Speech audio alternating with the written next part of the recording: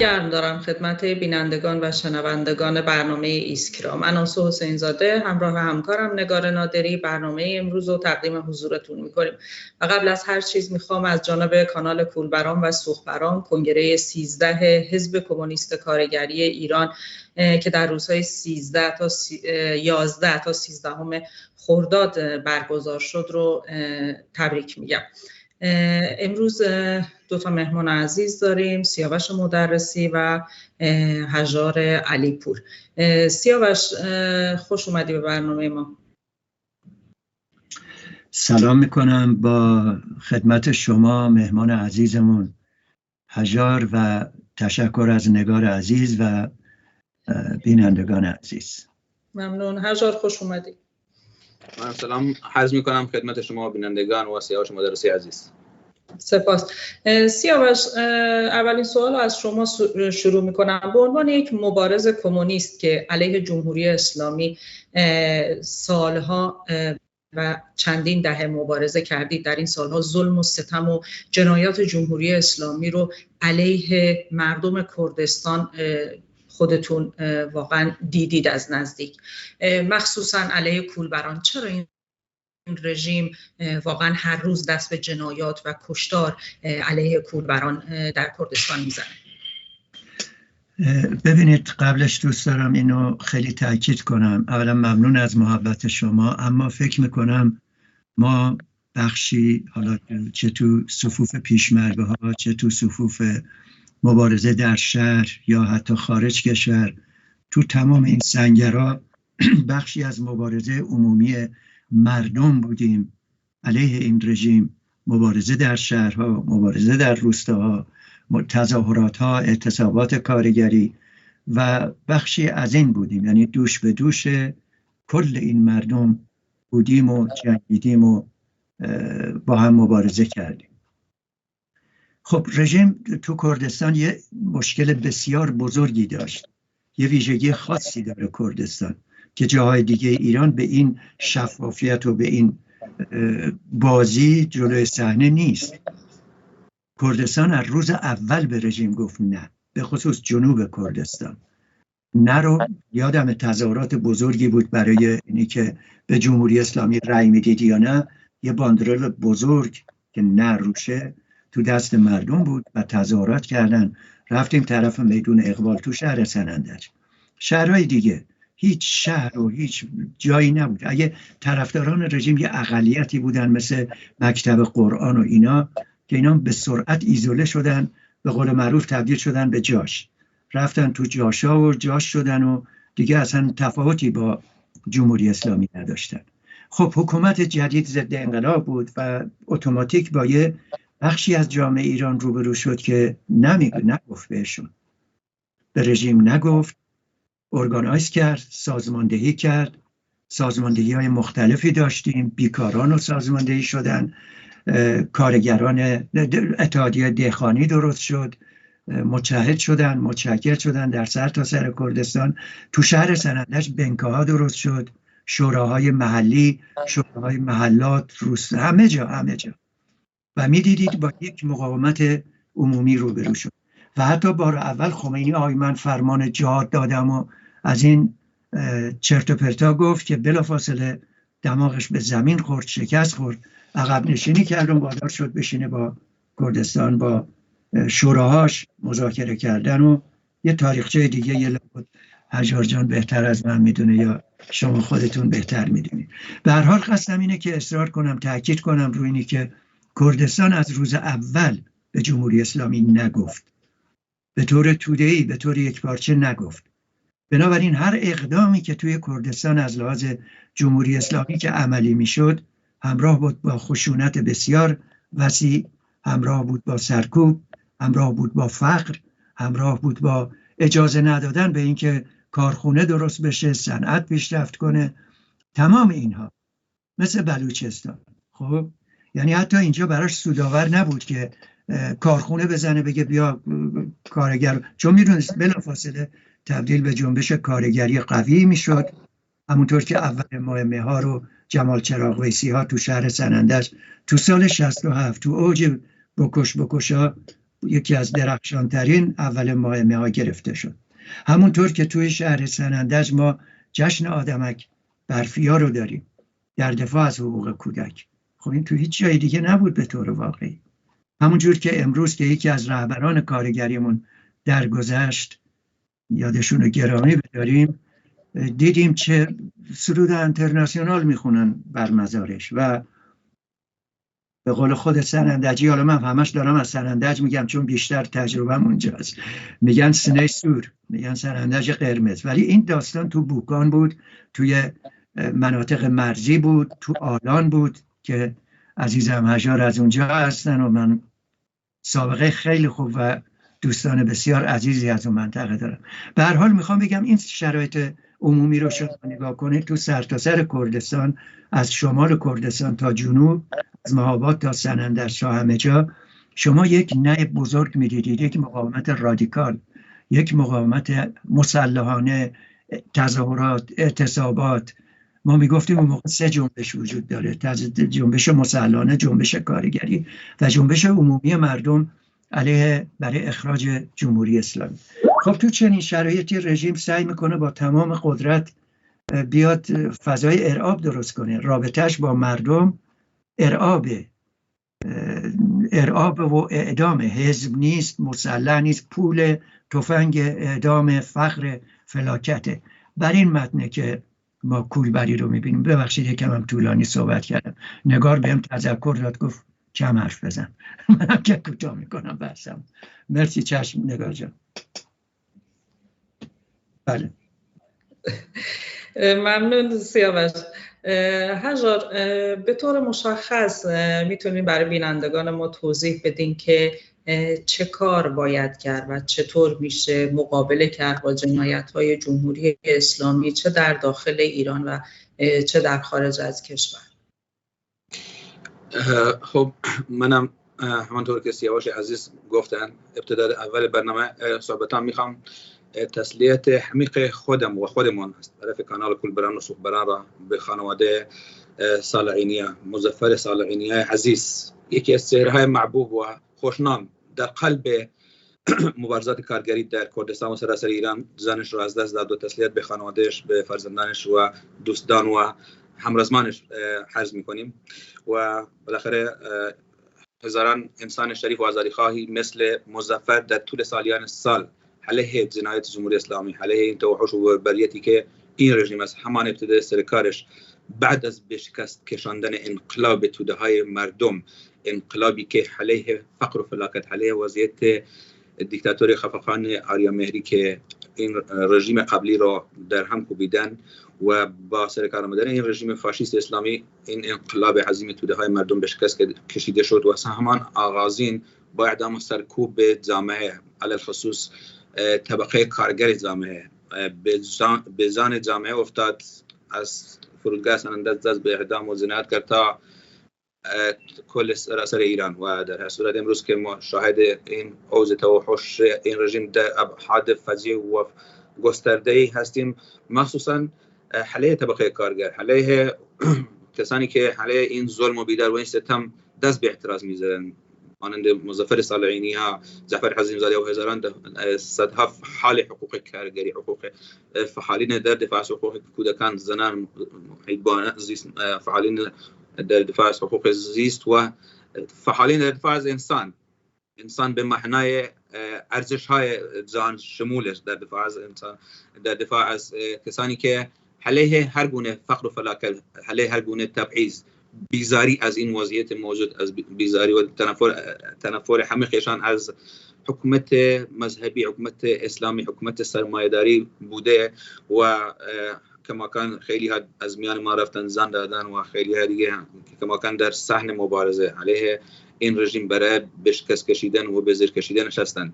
در هر صورت جامعه استثمار زده و فقر زده، جامعه‌ای که به فقر مطلق، به گرسنگی، الان جامعه ایران 80% زیر خط فقر و گرسنگی داره له میشه. زندگی هزاران جوان، هزاران انسان، هزاران زن و کودک و مرد و جوان، همه شهروندانی که در مناطق محرومش مخصوصاً فاقد هر گونه شرایط و هر گونه حقوقی هستند نه شغلی، نه بیمه بیکاری، نه هیچ چیزی وجود نداره. و همانطور که سیاوش گفت خب بالاخره این رژیم منافعش اینجوری ضرب میکنه، منافع اقتصادی و منافع سیاسیش، مخصوصا سیاسیش جامعه کردستان این مناطق رو به قهقرا کشیده. میدونه که تشکلات توده‌ای، تشکلات زیاد کارگری از کردستان به وجود اومدن و نشأت گرفته، یعنی در واقع و در تقابل با منافع این رژیم بوده و هستن. و این خاطر این مناطق مخصوصا کردستان و بلوچستان بیشترین آمار تبعیضات و ستمکشی‌های نه تنها طبقاتی بلکه سیستماتیک از طرف جامعه سرمایه‌داری اسلامی را به خود دیده و متعمر شده. و تنها همین که می‌بینیم در مراسماتی که برای همین این چند روز این رفیق همراز کارگر مظفر صالحینی توده حزیمی هزاران نفر از شهرهای مختلف، از توده های مختلف با ایده های انسان امروز و برابری طلبانه خودشون حضور داشتن، صفوف متحدانه طبقه کارگر مخصوصا در کل ایران میتونه اوز مبارزات برای در هم کوبیدن ماشین کشتار و ارهاب و همین توحش و بربریتی باشه که روزانه علیه انسانیت، علیه بشریت، علیه شهروندان جغرافی ایران شاهدش هستیم. مرسی حجاب. سیاوش، نظر شما برای متوقف کردن این جنایات علیه کولبران، علیه مردم ایران و اینکه واقعا چه راهکارهای عملی و رو به دولت رو باید در پیش گرفت؟ انتظار شما و روی سخن شما به مردم کردستان، به مردم ایران و در کل رو به اپوزیسیون های مخالف جمهوری چیه؟ ببینید، بذارید چیزی هست که الان نمیشه راجبش افشاگری کرد. چیزی گفت مردم همه میدونن درد چیه، مشکل چیه و راه حل چیه. به نظر من آگاهی الان تو جامعه ایران، شاید به قول یه ناظر اروپایی به من میگفت سیاسی ترین کشور جهان ایران الان. سیاست تو اعماق و تار و پود جامعه در جریانه. ضدیت، مخالفت، دشمنی. آخه ببینید یکم از خودمون فاصله بگیریم. تو این دنیای به این بزرگی کجای دنیاست که موی سر خانوما، ناخونشون، نمیدونم حق اولیه فکر کردن، اندیشیدن، کل جامعه رو میگم با این فضاحت و با این توحش مورد حمله قرار بگیره. راه حلم میدونیم. ببینید این یه جنگه، از نظر من یه جنگه. این جنگ ستاد داره، یعنی اونجا رهبریشون میشینن با هم حرف میزنن، رهبری میکنن، میگن چجوری عمدهش کنیم، چجوری غیر عمدهش کنیم، چه بکنیم چه نکنیم، کجا چقدر بکشیم، تیراندازی به پا بکنیم، تیراندازی به چشم بکنیم. ببینید اینا در تمام تظاهرات ایران هماهنگ انجام گرفت. اینا اتفاقی نیست. اینا ستاد رهبری دارن، ستاد رهبری جنگ که اسمش دولته.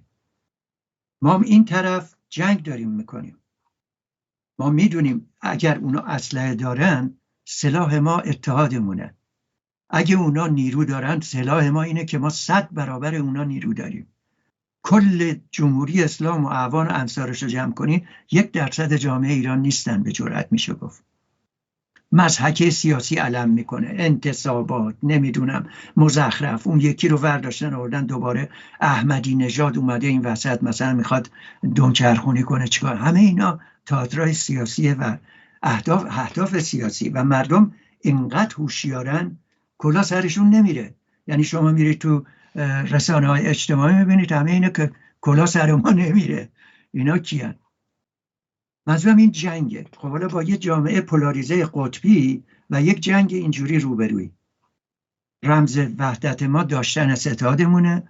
باید رهبری بشه، هماهنگی به وجود بیاد که الان خوشبختانه از طریق این شبکه‌های توی تلگرام، توی فیسبوک، توی اینستاگرام و غیره این ارتباطات وسیعاً وجود داره. علنی هم هست. هیچ شبکه مخفی در کاری نیست. من دیروز تو شبکه ارکان ثالث بودم، مال شرکت نفت، داشتن سازماندهی میکردن تظاهرات رو خیلی راحت. یعنی هیچ معمول رژیممون توه. خب بنابراین 1-2 فاکتور خیلی اساسیه. اتحاد و رهبری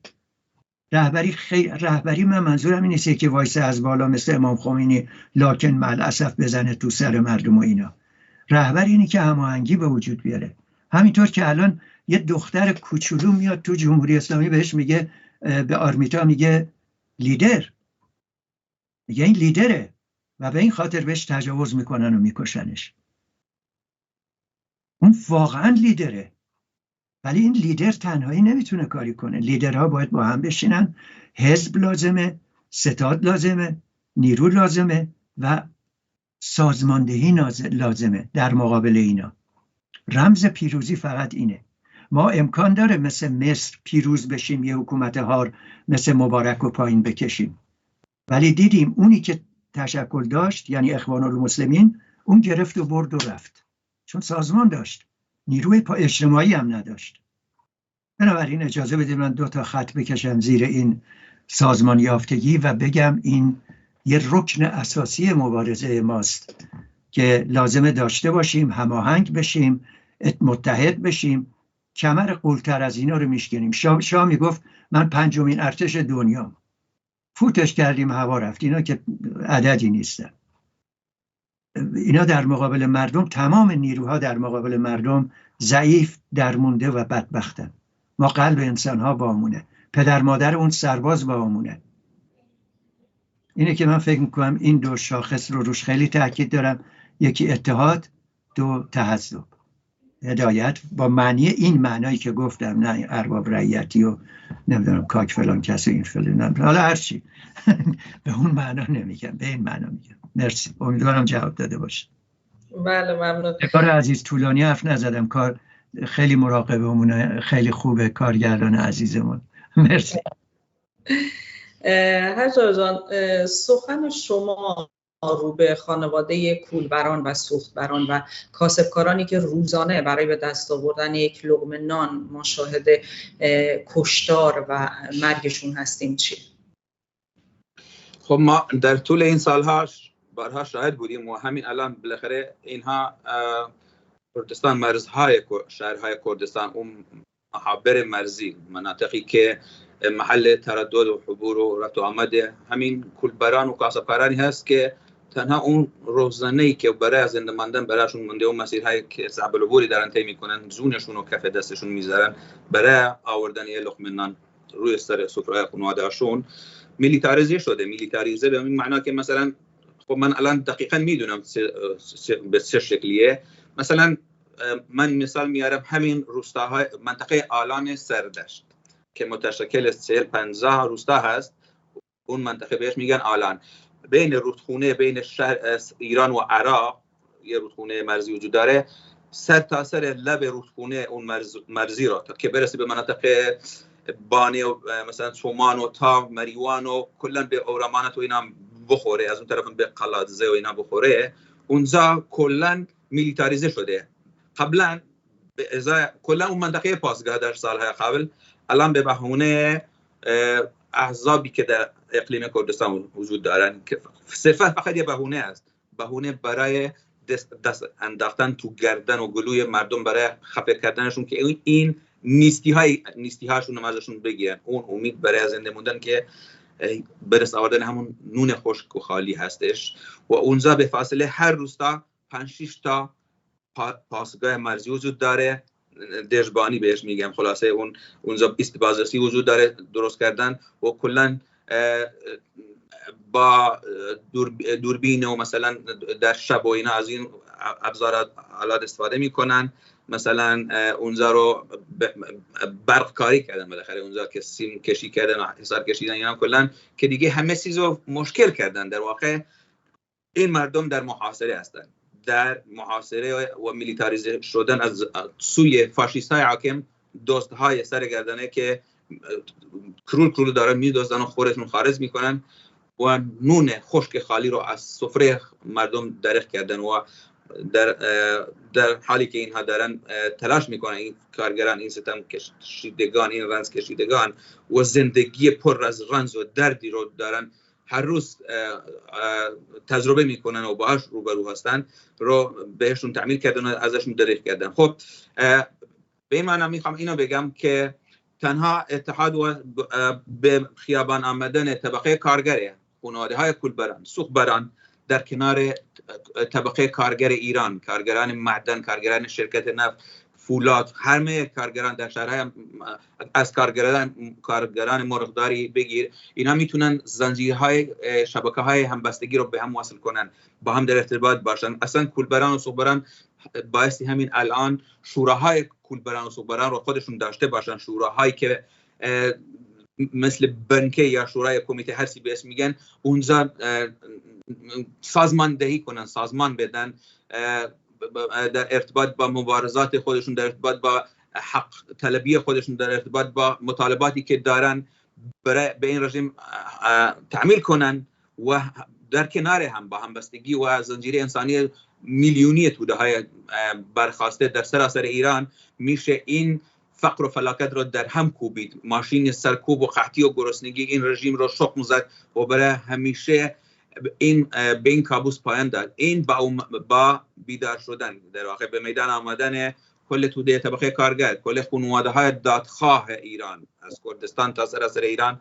و این میتونه موثر و امکان پذیر خواهد شد و میشه قد حلم کرد علیه این فاشیسم اسلامی، علیه رژیم های اسلامی سرمایه و علیه قاتلان کولبران و سوخبران و قاتلان کل مردم ایران. میشه یه دگرگونی و تغییر خیلی بزرگی رو به وجود آورد که جامعه و کل دنیا به خود ندیده باشه و این در ادامه و باورهای انقلاب زن، زندگی و آزادی و ادامه این مبارزاتی که هست، همه دست در دست هم میتوانیم و بایستی این کار رو انجام بدیم، به سرانجام برسونیم.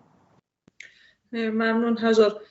در آخر سیاوش، اگر نکته پایانی یا پیامی در ادامه صحبت‌های قبلی خطاب به مردم دارید بفرمایید.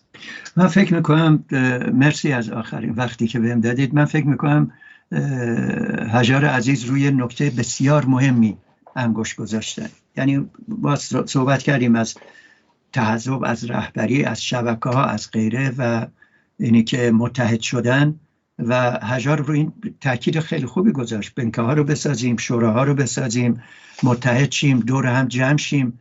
هر 2 نفر 3 نفر توی تیم کولبران توی کاروان هستیم، حواسمون به اون کاروان بغل دستی باشه، با هم بشینیم. تمام این طول نوار مرزی کاروان‌های کولبریه. خب اینا هر کدومشون یه لیدر داره، اینجوری نیست این کاروان‌ها یکی داره جلو میفته، یکی داره عقب میفته. همه اینا رو ما دیدیم، شاید هزار بیشتر از من بدون.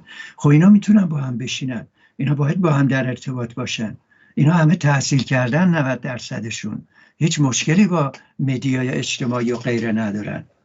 بنابراین منم تاکید میکنم، خط تاکید میکشم رو صحبت‌های هژار عزیز که واقعا شوراها رو رسما به اسم شورای کولبران آلان، شورای کولبران مریوان، شورای کولبران مثلا هر منطقه اسم خودش رو روش بذاریم و همکاری و همدلی و هم مبارزاتی با هم داشته باشیم. این خیلی اساسی، این قاعده جامعه رو سازماندهی کردن و اومدن بالاست. مرسی، ممنونم از فکر.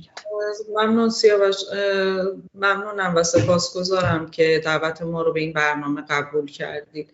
بینندگان و شنوندگان عزیز برنامه ایسکرا، شب و روز خوبی رو براتون آرزو میکنم.